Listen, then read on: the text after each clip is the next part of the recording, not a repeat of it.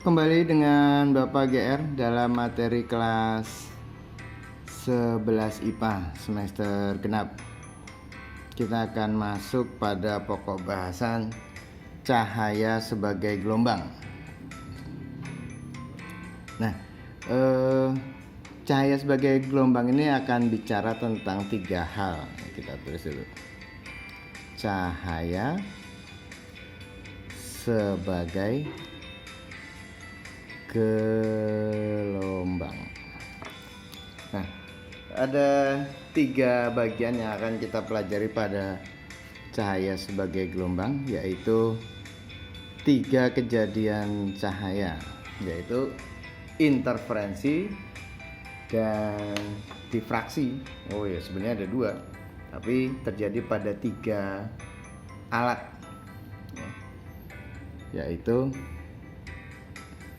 difraksi pada celah tunggal, kemudian yang kedua adalah interferensi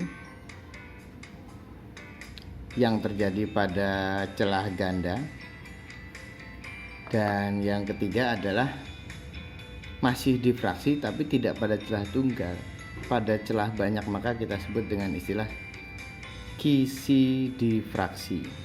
Nah, 3 pokok bahasan ini yang akan kita bahas pada cahaya sebagai gelombang. Kita mulai bagian pertama, difraksi pada celah tunggal. Bagaimana gambaran difraksi pada celah tunggal? Kita tulis dulu judulnya. Difraksi pada celah tunggal. Nah, kejadian pada celah tunggal ini terjadi dengan gambaran sebagai berikut. Sebuah sumber cahaya yang dilewatkan pada satu celah yang sangat sempit,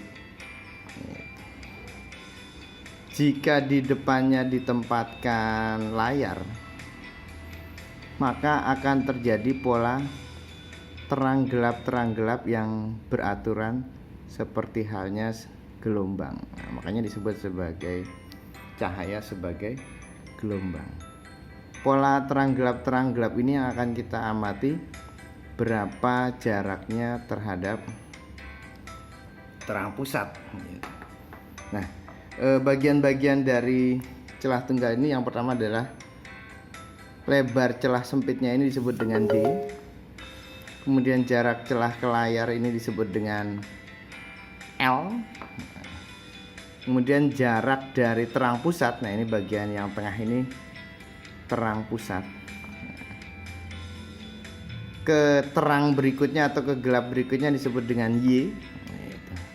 Baik terang pusat ke bawah maupun terang pusat ke atas itu sama. Dan panjang gelombang yang kita gunakan disebut dengan lambda. Nah, rumusan dari difraksi pada celah tunggal ini dirumuskan dengan M dikali lambda sama dengan D dikali sin theta. Nah ini nih. Apa itu sin tetanya? Sin theta ini adalah sudut antara L terhadap Y-nya ini. Nah, seharusnya tangen, tapi karena sangat kecil maka dituliskan dalam bentuk besaran sin theta. Persamaan ini juga bisa dituliskan dalam bentuk M kali lambda sama dengan D dikali Y per L. Begitu. Nah, satu yang kamu harus agak hati-hati adalah bagaimana kamu menggunakan nilai M-nya ini. Mudah-mudahan masih kelihatan, tapi Bapak pindah ke sebelahnya aja deh. Kita geser dulu. Garis sebentar. Kemudian kita geser.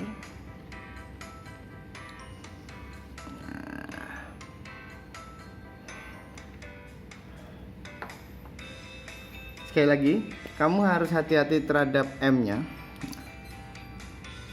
M ini akan bernilai 1, 2, 3 dan seterusnya gitu. Kalau kamu temui atau ditanya pada soal adalah jarak